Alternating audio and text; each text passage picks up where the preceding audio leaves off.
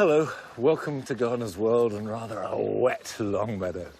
But we've still got lots of colour, despite the rain and the gloom, and it's warm at least. However, plants are going over, and what we're really going to be looking at today is keeping the show going, making sure that we get the maximum bang for our buck for as long as possible. This week, Carol travels to the west coast of Scotland, where the Gulf Stream provides perfect conditions for a very special garden.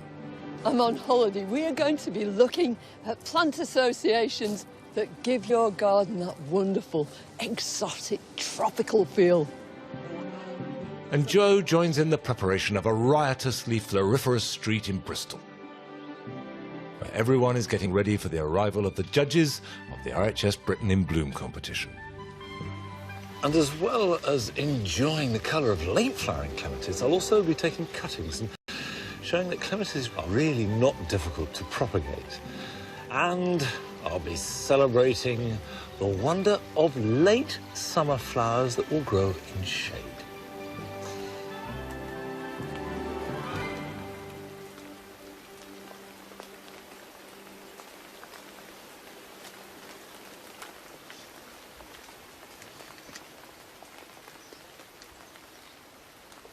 At the beginning of June, I planted up our summer display for these 4 big pots that we've had for years as a core part of the dual garden. But this year, for the first time, I used Phormiums.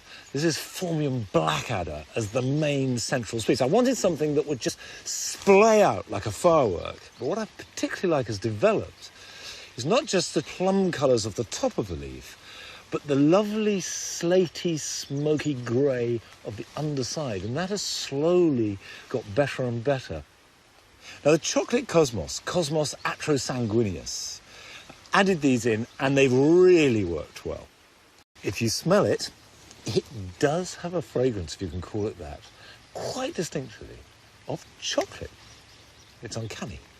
But the thing to do to keep it going and keep the flowering is to deadhead. You can see here that you've got a spent flower, and if you're not sure whether that's about to flower or has finished, a bud that's not yet opened, it's a tight ball, almost like a berry there, whereas it's longer, more cylindrical when it's finished. But when you deadhead it, follow it back down, which can be actually quite a long way, until you get to a leaf or side shoot and cut it off. Into each life some rain must fall, but too much is falling in mine. Into each heart some tears must fall, but someday the sun will shine.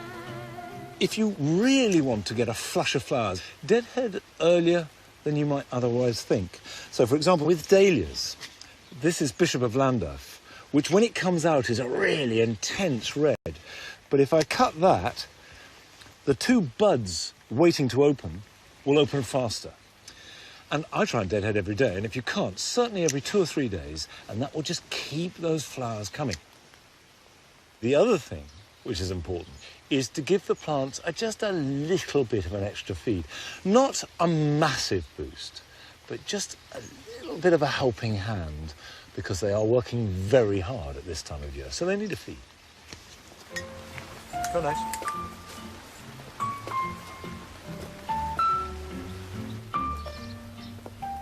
The comfrey leaves I soaked some weeks ago are now ready to turn into feed. It's important to sieve off as much of the remaining plant material as possible. What remains is a concentrate, and this must be diluted with water at a ratio of between 20 and 30 to 1.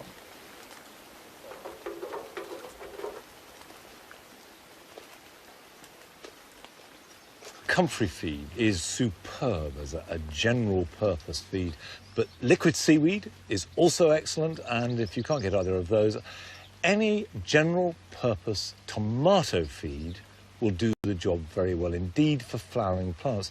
And remember, this is not all flowering plants in the border. This is specifically for plants in a container, because they can't reach any nutrients other than that which you've given them in the compost. And if you buy a general purpose compost, it will run out of nutrients after about 6 weeks. So you're going to have to feed from this stage of summer through into the beginning of autumn.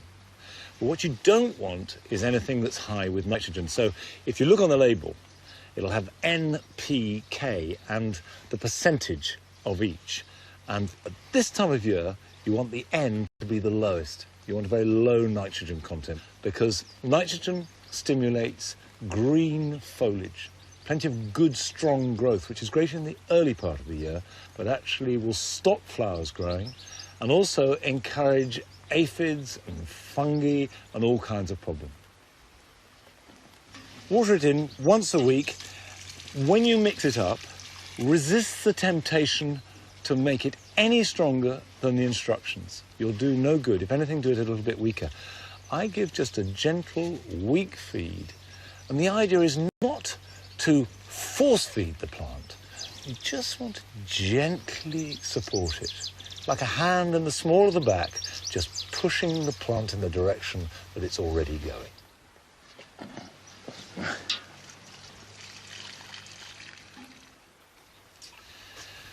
Here in the summer rain, with quite a warm temperature and the garden growing lush with exotic plants like the phormiums, you can believe that you're in the jungle. But Carol has been to Logan Botanic Garden on the west coast of Scotland. Now that really is exotic. Over the last few weeks, I've been looking at the exciting ways gardeners put plants together, from the naturalistic to the formal. But today, I'm on holiday. We are going to be looking at plant associations that give your garden that wonderful, exotic, tropical feel. This style of planting tends to include large, leafy plants that are tall and architectural.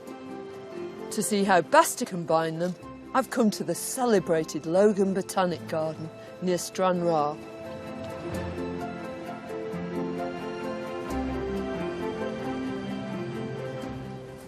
How do you like my friend? Look at this most tropical, exotic corner. Isn't it gorgeous? How about this for starters? This is a foxglove, believe it or not. It's from the Canary Isles, and it's called Isoplexis septrum. So called, I suppose, because each of these flowers is just like a sceptre on this strong stem. Well, however desirable it is, there aren't very many gardens in the UK where you get away growing this completely unscathed over winter. But there are alternatives. There's Digitalis ferruginea with tall spikes and that same kind of bronze and ochre colouring. What works beautifully with this Isoplexis is the fern, Woodwardia radicans. It's not reliably hardy in the UK and may need protection over winter, but it's a great match because it's got lime green fronds that are tinged with bronze as they unfurl. I think it's a delight, but it's sort of made all the more dramatic by these huge erupting stems of the Tetrapanax. Tetrapanax grows happily in mild, sheltered areas. But a more reliable alternative for the rest of us is Fatsia japonica. It's more likely to survive the winter outdoors and gives you a similar effect. And the Tetrapanax is thriving here. Just take a look at this. In these perfect conditions, it's tunnelled its way right across the path, under the grass, and it's coming up alongside these tree ferns. Not likely to happen in your garden, even if you can grow it. But isn't it just wonderful? The right plant in the right place. I caught up with Richard Baines, the curator here, to find out if we can bend the rules slightly to grow more tender and half-hardy exotics in gardens around the rest of the UK. Richard, Logan is such a wondrous place. But you've got very, very special conditions here, haven't you? Yeah, we've got a real influence from the Gulf Stream. You know, it's almost like an island with sea on three sides. We get very, very little frost. Our usual winter minimums are about -3, -4. So as you can see today, what a wide variety of exotic plants we can grow. If you have a plant growing in wet conditions, it'll maybe stand about -5. But if you have a plant growing in very well-drained soil, it maybe stand -8. So the drainage is really, really important. For example, if you're growing South African bulbs, simple things such as putting a little bit of gravel beneath the bulbs, and that makes a real massive difference and makes your plants much hardier. So suppose you've got an average British garden, it's pretty wet and pretty cold. Are there still plants that you can grow that are hardy but will give you this same kind of wonderful tropical effect? Well, you have plants, for example, the castor oil plant, Fatsia, lots of cabbage palms, Cordyline australis, and the mountain cordyline, Cordyline indivisa, is really, really hardy. So these are great plants for adding, you know, a real tropical effect to the garden. It's all about creating garden theatre. And the garden has theatre in spades. Astonishingly, these tree ferns are veterans from the Great Exhibition at Crystal Palace in 1851. And then there are tall architectural plants like Echium nervosum that add intense colour to the garden. It's also a magnet for bees and the beautiful hummingbird hawk moth.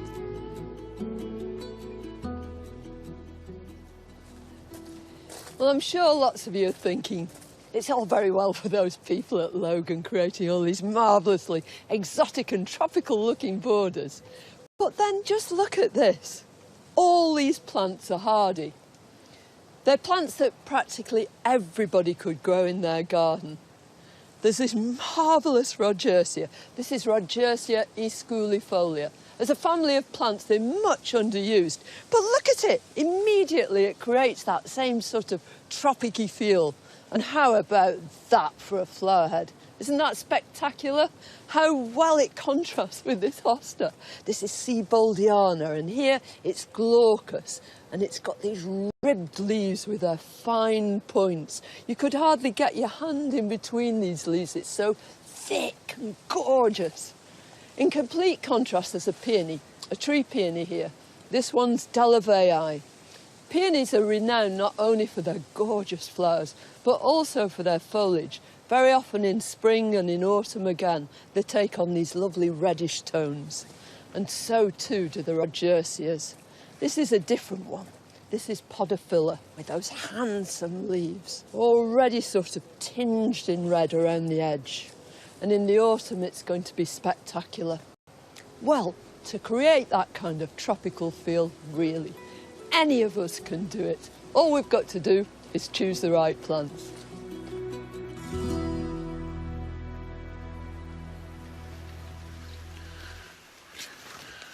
"25 years ago, I made a road trip up the west coast of Scotland, visiting all the gardens I could. This was the end of April, and Logan was one that stuck in my mind, and I think it's about time I went and had another look. Now, what's really lighting up the Jewel Garden with the biggest and most intense colour at this time of year are the clematis. We've got lots of them in here. This one's Gypsy Queen, and it's just heavy with flower, almost toppling over, not just with the actual weight, but with the intensity of colour.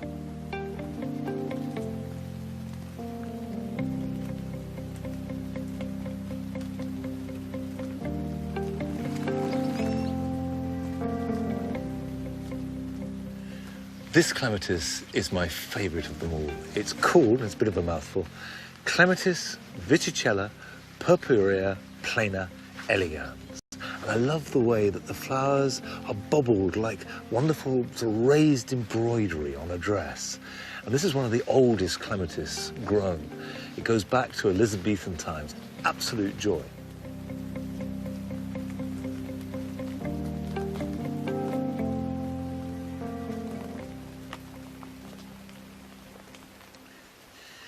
This is a clematis called William Kennet that did most of its flowering at the end of May and beginning of June. So what it gives is an opportunity to take cutting material that doesn't at the moment have any flower buds on. So I'm going to cut that off back here, like that, and I'll probably take another one while I'm about it. That's no good because it's got flowers. Well, that might be good. Let's try that.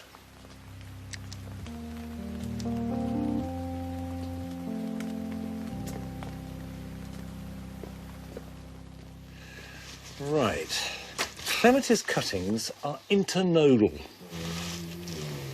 You all right, Nigel? Poor old Nigel. It's wet and you're a bit miz, aren't you? Internodal cuttings. If you look here, you can see that the leaves come off from nodes. These are leaf nodes. So internodal means in between the leaf nodes.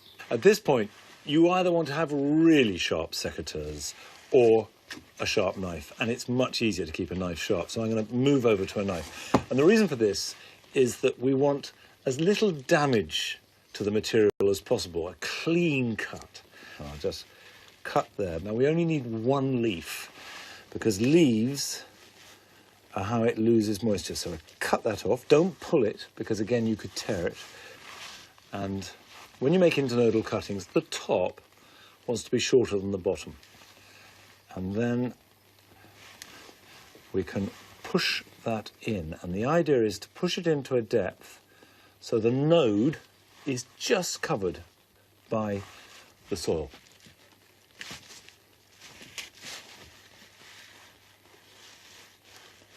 And then what I like to do is just cover that over with some grit. Just sprinkle it gently on like that.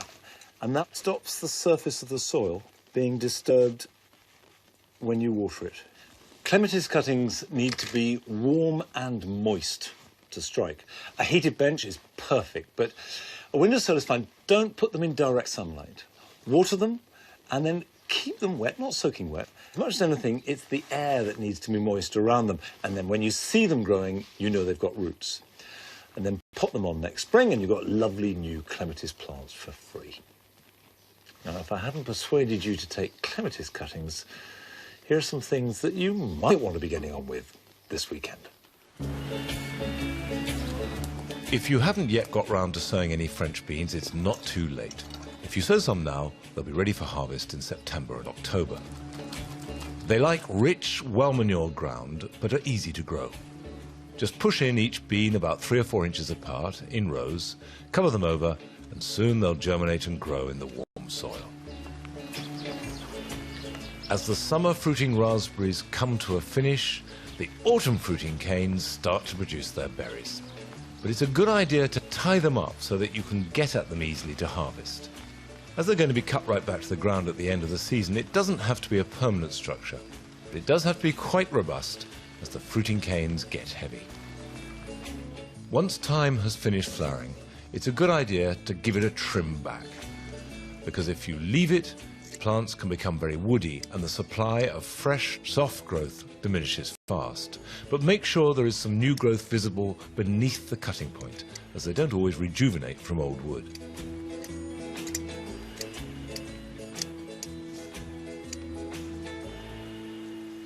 I don't do them all in one go, but I like to cut back about 1/3 of the time first, let that regrow, and then do the rest. And that way, I've got a constant supply for the kitchen. Now, we're coming to that time of year when the Britain in Bloom competition is really hotting up. And Joe has been down to Bristol to join a group of people in one street as they prepare for the arrival of the judges.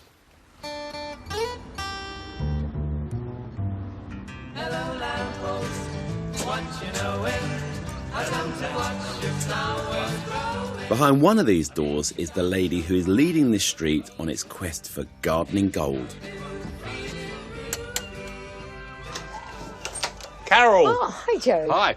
I brought some sprucer uppers with me. Fantastic. Yeah, but the street looks great, I have to say. Lots of colour. Good. Lots of hanging baskets.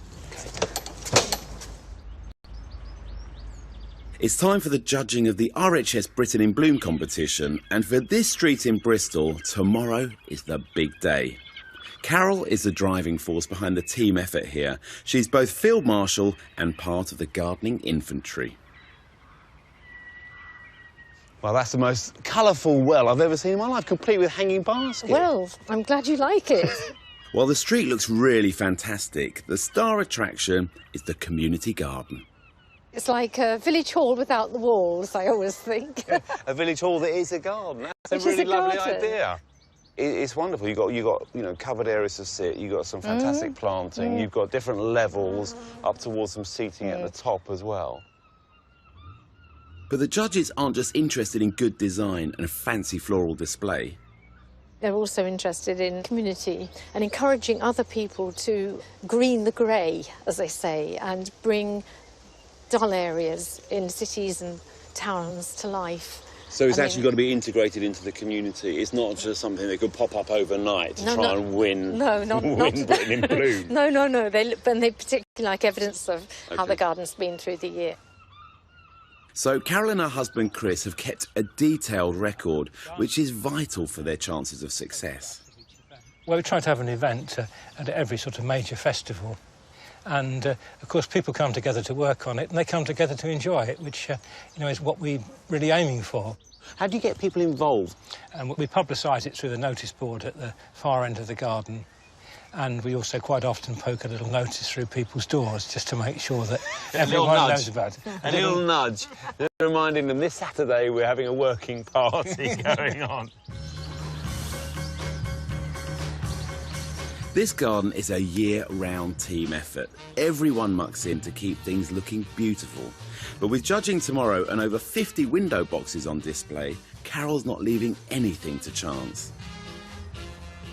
Right, well, we're armed with the mobile plant surgery unit here, in case containers need a bit of action. Oh, I just wondered if you could give me some advice about this rose. Sure. Okay. I'm wondering how much we should deadhead it. I know we should be deadheading, but I don't know. But it's got some colour left It's in got it. some colour, and if I take all the heads off... Oh, there won't be anything there. But let's face it, they're all over. They've all had Carol. it, really, They've all haven't had they? it, Yeah. really. I mean, they're all brown. It's raining a bit today. It's only going to Yeah, get... it's just going to... I'll just cut some of those off then. I think you might have to lose all of them, Yeah. really.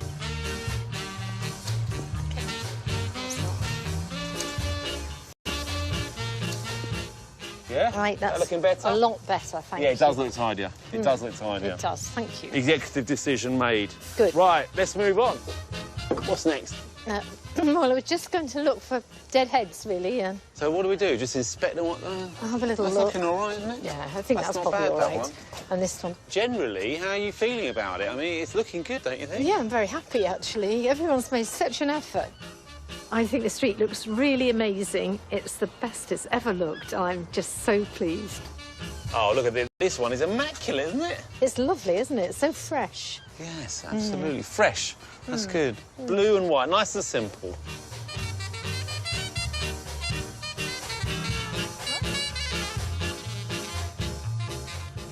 Oh, just coming through, Liz. Wow, that looks good. Doesn't it look good? Doesn't it look really good, doesn't it? Lovely, yes. Great colours. Yeah, we love that. Thank you. Beautiful. And if any of the residents aren't at home, caretaker Carol will even spruce up their window boxes for them, with their knowledge, of course. Ah, this one looks a bit sad. Oh, it does look a bit sad, doesn't it? The grasses look all right. A lovely colour, aren't they? But the lobelia's sort of had it. What do you think? I think we could do some replacement here. I think so too. Should we just rip these out? Yeah, Yeah? good idea. Good Rip them out. thinking. Yep. have I've we got got? some succulents here that might be Oh, good. they'd be nice, yeah. They'd work well. Right, Right, lovely. gone. I think that. Don't you? Yes, I think that. You agree? Definitely. This committee decision. This is a committee decision, because you can't just. and make that's how we do things with that's the how we committee. do things around here. Yep. Right, where are those succulents gone? It's a lovely little sedum, that, isn't It is it? actually. It was the only one I could find actually like that. I really like sedum. I think they're I do great. too. They're what I call holiday plants as well, because you sort of ignore them for a bit Absolutely. and come back and you know they'll be alive. Well, there you go. Looks good, doesn't it? It does. It looks lovely. Yes. And I'll give it a good water later on Yeah, it's going to need because that. it's going to need that. Might just swing it. I hope so. You might do, you never know.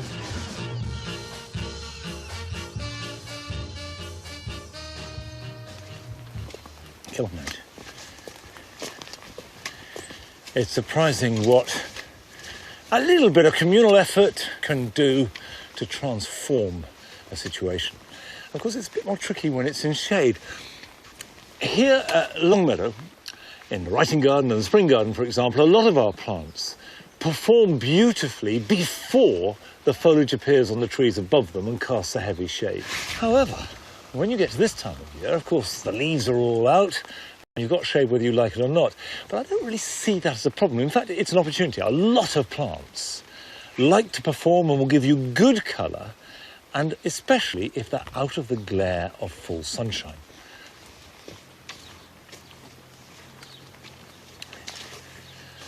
These borders were made this spring. They're brand new. I've got some plants that will thrive perfectly well in this light, essentially woodland shade. Now, in here, I'm going to put this lovely Thalictrum. This is Thalictrum delavei. It's very much a plant of this time of year. Quite easy to grow, and this will grow up to 3-4 foot. It's elegant with these lovely delicate flowers and then very ferny foliage. And what I love about this particular Thalictrum is the colour of the stems is more or less the same colour as the flowers. As long as it's got some moisture in its soil, it's happy.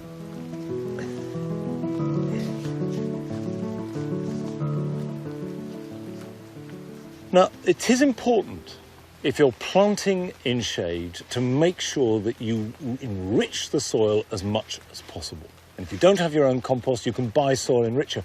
And the reason for that, as much as anything else, is to add organic content to the soil so it will hold moisture.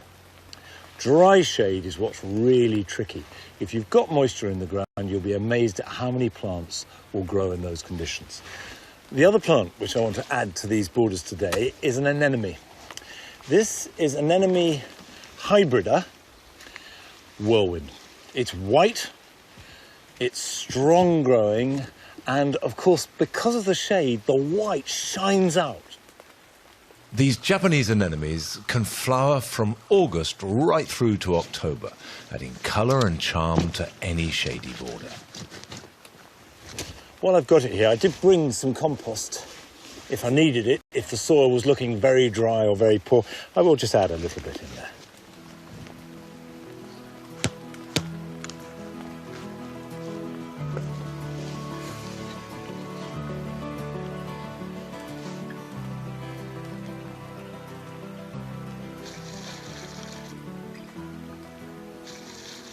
Even on a rainy day like today, it is important to water in plants, particularly at this time of year, because actually the rain only gets in the top inch or so, and we want water to go down to the bottom of the planting hole. And it's a good time to plant now, because the soil is warm. As long as you keep them well watered, plants will grow quickly, get established late summer and in autumn, and then next year they will really romp away. That's it for today, and I'll be back here at Longmeadow at our normal time next week. So I'll see you then. Bye-bye.